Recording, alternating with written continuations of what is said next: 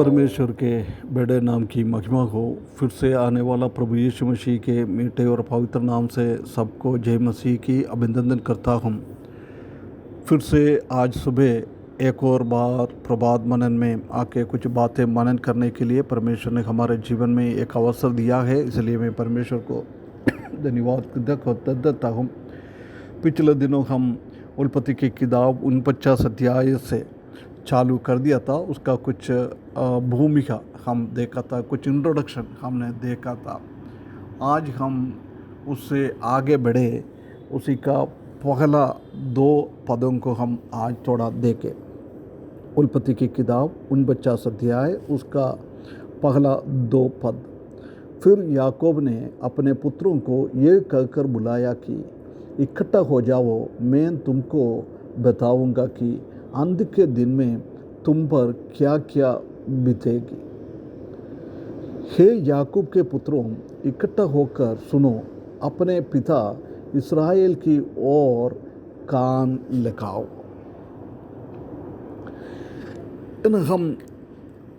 इधर हम देख सकते हैं कि इस्राएल अपना 12 बच्चों को बुलाकर उसी को भविष्यवाणी दे रहा है। पहले 48 अध्याय में हमने देखा था कि याकूब जोसेफ का दोनों बच्चों को भी अपना खुद का बनाकर अभी ये 12 बच्चों को वो अपना पलंग के पास बुला रहा है। वो अभी बिस्तर में है, आखिरी टाइम में। वो इस दुनिया से जाने से पहले उन लोगों को बुलाकर कुछ बातें बता रहा है। उसको बोल रहा है, आओ मेरा बात सुन लो, मैं तुमको क्या कहना चाहता है वो आके सुनना है। ये बहुत एक ज़रूरी बात है। क्यों सुनना है?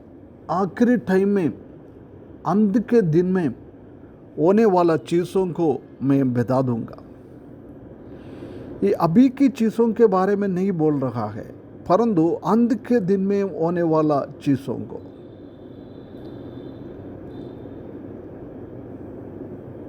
आखिरी दिन में और बाद में होने वाला चीज़।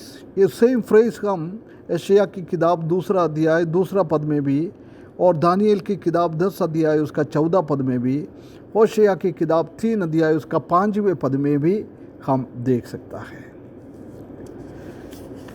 ये कुछ परमेश्वर की वचन सीखने वाला लोगों के द्वारा बता रहे हैं कि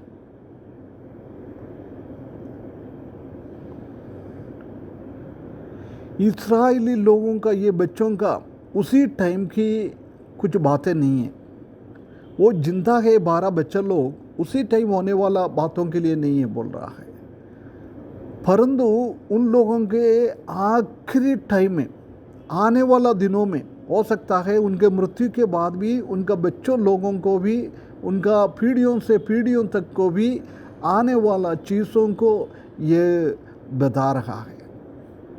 हमारा प्रभु, हमारा परमेश्वर भविष्य को अच्छी तरफ से जानने वाला है। ये याकूब की परमेश्वर ने बुद्धि और ज्ञान दिया है, उसी हिसाब से उन लोगों को बुला रहा है। परमेश्वर की भविष्य की बातों को सुनने के लिए परमेश्वर ने कुछ भविष्यद्वक्ता लोगों को तैयारी किया है। आखिरी में प्रभु यीशु मसीह को भी तैयारी किया है। जैसे इस्राएल याकूब इधर अपना बच्चों लोगों को बुलाकर ये भविष्य की बातों कहना चाहता है, ऐसी मूसा भी आखिरी टाइम में हर एक गोत्रों को बुलाकर उनसे भी ये बात कहता है। व्यवस्था विवरण 4 अध्याय उसका 30 पद में उधर लिखा है कि तुम्हारे जीवन में तकलीफ़ और परेशानी आ जाता है, ऐसी परेशानी तुम्हारे ऊपर आ जाता है, परंतु आखिरी टाइम में तुम प्रभु में वापस आ जाओ और परमेश्वर का वचन सुन ले। ये बहुत बड़ी बात है, परमेश्वर की वचन सुनना। यिर्मयाह ने भी अपना 23 अध्याय उसका 20 पद में भी लिखा है, परमेश्वर का गुस्सा बिना बात काम करके वापस नहीं आएगा। वो क्या चाहता है वो करने के बाद ही आएगा। आखिरी टाइम का होने वाला चीज़ों को अच्छी तरफ से तुम लोग समझ ले, है ना। ये यिर्मयाह ने भी कहा है। इसलिए आखिरी टाइम में होने वाला चीज़ों को समझना बहुत ज़रूरी है। ये सिर्फ परमेश्वर ही बोल सकता है। पुराना नियम में हम देख सकते हैं कि परमेश्वर ने अपना भविष्यद्वक्ता लोगों के द्वारा और कई कुछ अविश्वासी लोगों के द्वारा भी बात कर रहा था। गिनती की किताब 24 अध्याय 14 पद में और दानियल की किताब 2 अध्याय 28 पद में उधर भी हम देख सकते हैं कि अविश्वासी लोगों के द्वारा उसने काम किया, बात किया है। परंतु जब हम इब्रानियों की किताब पहला और दूसरा पद में आएगा तो उधर हम देख सकते हैं कि वो लिखने वाला बता रहा है कि पुराना टाइम में अपना पूर्व पिताओं के द्वारा थोड़ा भविष्यद्वक्ताओं के द्वारा बात किया है। दूसरा पद में, परंतु ये आखिरी टाइम में प्रभु यीशु मसीह के द्वारा हर एक बात किया हुआ है। आखिरी टाइम में प्रभु यीशु मसीह आया है, पूरा का पूरा चीज़ों को हमको बता दिया है। हम जानता है कि जब प्रकाशित वाक्य लिख रहा है उसी टाइम में भी हम देख सकते हैं कि आखिरी टाइम में होने वाला हर एक चीज़ों को प्रभु यीशु मसीह ने हमको प्रकट किया है। हम कितना धन्य लोग हैं। पुराना नियम का लोगों को इतना जानकारी नहीं था, परंतु नया नियम का लोगों में परमेश्वर ने इतना जानकारी दिया, इतना आशीष दिया हुआ है। कैसे इधर याकूब इस्राएल अपना बच्चों लोगों को अपना बात सुनने के लिए बुला रहा है, ऐसे प्रभु यीशु मसीह भी हमको बुला रहा है। हर एक विश्वासी लोग परमेश्वर का वचन सुनना बहुत ज़रूरी है। परमेश्वर का वचन सुनने के द्वारा हमारा विश्वास में हम दृढ़ हो जाता है। इसलिए रोमियों की किताब 10 अध्याय उसका 17वें पद में लिखा है, सुनने के द्वारा विश्वास आ रहा है और वो सुनने का बात परमेश्वर का वचन के द्वारा आ रहा है। परमेश्वर का वचन के द्वारा बात हम सुन रहा है, वो बात हम सुनते सुनते विश्वास में हम आगे बढ़ रहा है। जब हम परमेश्वर का वचन सुनता है हम उसमें विश्वास हो जाता है और वो बातों को हम भरोसा रखता है, विश्वास में आगे बढ़ता है। उसी के साथ साथ हम भी ये 12 गोत्र लोगों को कितना आशीष दिया है उसी में हम भी मिलाता है। ये बात को हम इधर देख सकता है। परमेश्वर ने विश्वासी लोगों को अपना करुणा और दया और अनुग्रह से आशीष किया है। ऐसी पुराना टाइम में भी इन लोगों को भी परमेश्वर ने आशीष किया है। ये बात को हम देख सकता है।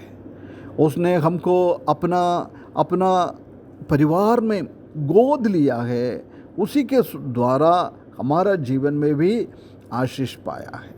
परमेश्वर का पास हम पहुंचने के लिए परमेश्वर ने सहायता किया है, प्रभु का आवाज़ सुनने के लिए सहायता किया है। उसी के साथ साथ विश्वास में आगे बढ़ने के लिए परमेश्वर ने सहायता किया है। उसी के द्वारा इन लोगों को याकूब कैसे अनुग्रह दे रहा है, हकीकत में याकूब का अनुग्रह नहीं है, ये परमेश्वर की ओर से अनुग्रह है। ऐसी हमारा जीवन में भी अनुग्रह मिला है।